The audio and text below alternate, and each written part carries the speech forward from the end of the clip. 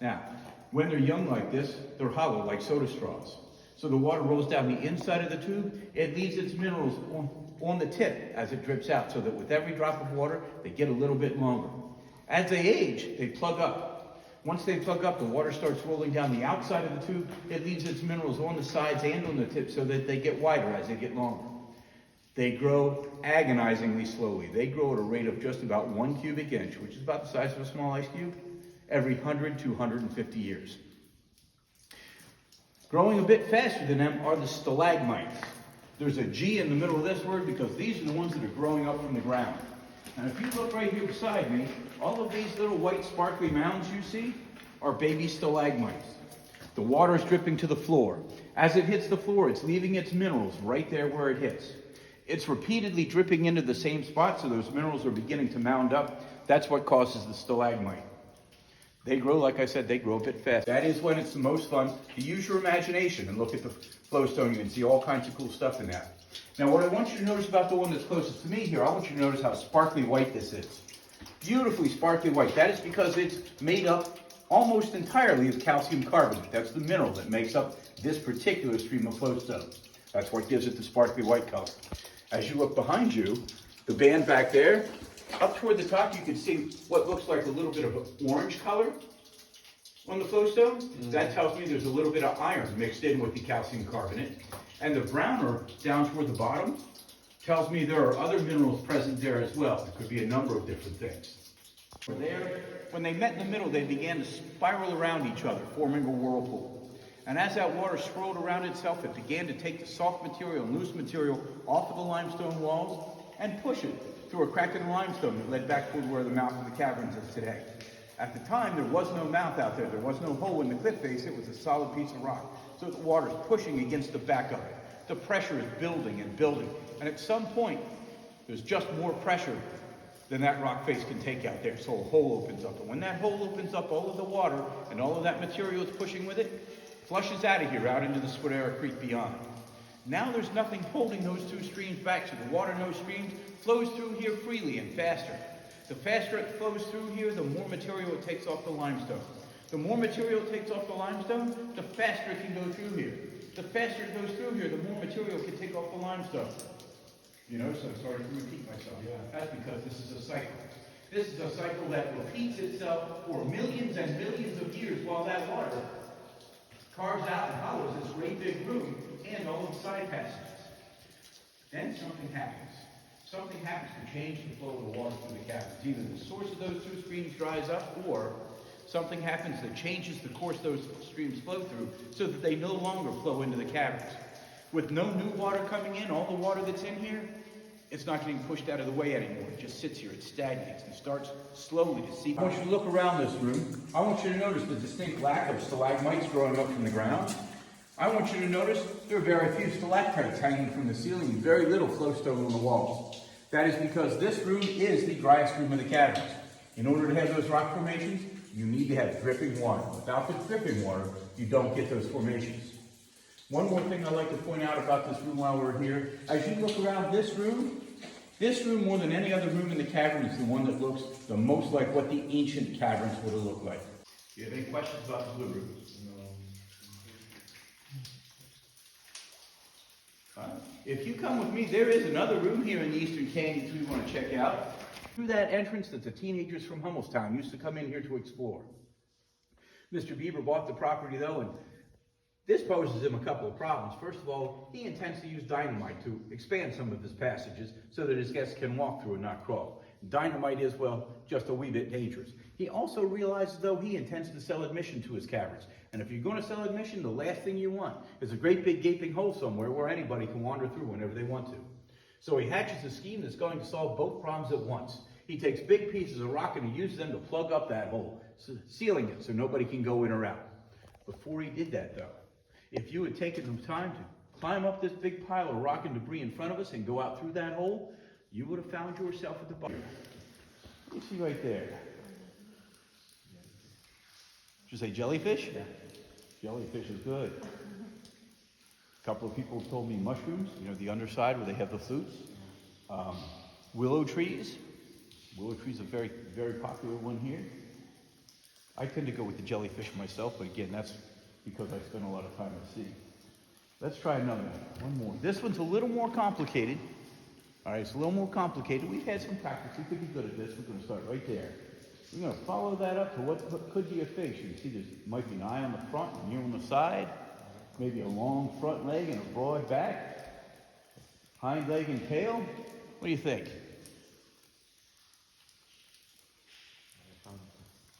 An elephant? Yeah. Elephant? A woolly mammoth?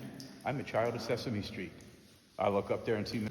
If you look right here, the sparkly white you see, that's the calcium carbonate of the flowstone.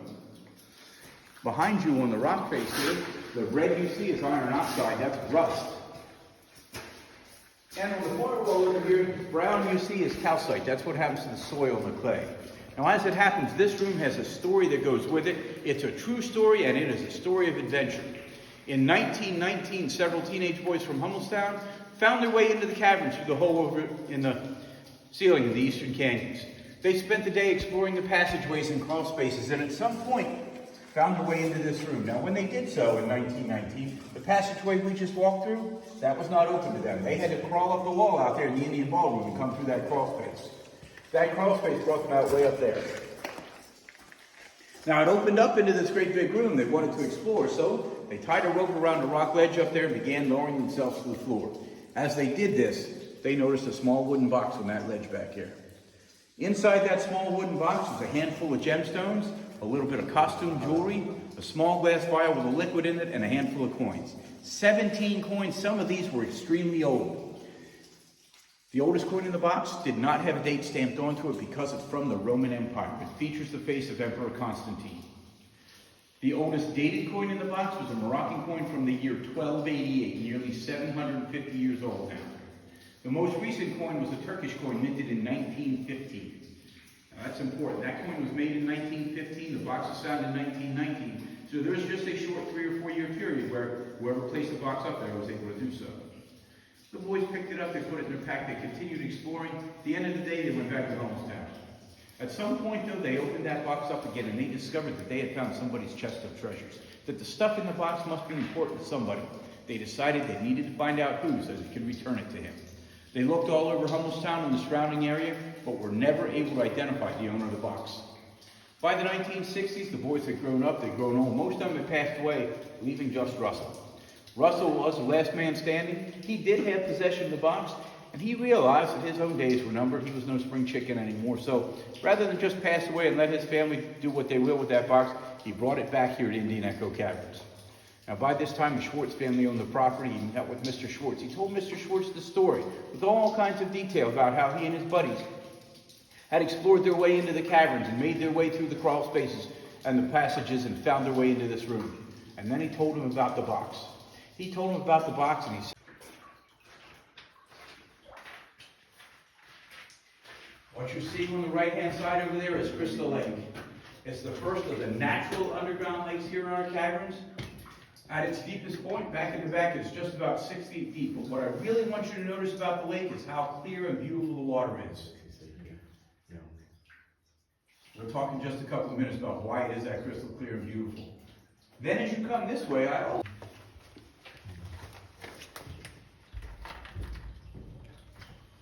beautiful that it was worth using that dynamite. We call this room the wedding chapel. We call it the wedding chapel because 4 or 5 times every year people still do get married right here in our caverns. Small parties will get married right here on the bridge. Larger parties will get married out in the larger Indian ballroom. Our wedding chapel does have its own set of pipe organs. They're above your head there in the corner. A nice reception is going to require a beautiful cake, is it not? Ours is right here beside me. 16 tiers of very ornate frosting work. Goes almost the whole way up to the ceiling. Cake that big is going to require a big knife like the one hanging up back there. And everyone likes to watch the bride as she's walking down the aisle in her flowing gown of white. And the groom is going to be wearing what today?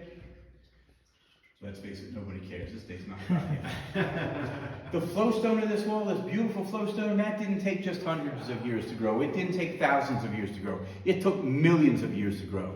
But I also want you to look underneath the bridge, because underneath the bridge is Wedding Lake, the second of the natural lakes here in our caverns, the deepest of them, in fact. At its deepest point, it is about 8 feet deep. I hope you notice the water in this lake is every bit as crystal clear and beautiful as the water in Crystal Lake. And that's because of the way our lakes fill. There is no spring, there is no stream. Our lakes fill because water is dripping into them from the ceiling. When it rains on the surface or snow melts up there, that water seeps into the soil. It filters its way through the cracks in the limestone to drip here in the lakes. As it's doing this, the impurities are being removed so that by the time it hits the lakes, it's almost pure water. Do you have any questions about the wedding chapel? Now, fortunately, because we're a small group today, we fit in the next room up. So if you come with me, we're going to... But right in about here, they change color. Out here, they're brilliantly sparkly white. But as you get here, they almost start to take on a caramel color. There's a little bit of orange added to it. And that is because out there, they are pretty much all calcium carbonate. But as they wrap in here, they come in contact somewhere with a little bit of iron.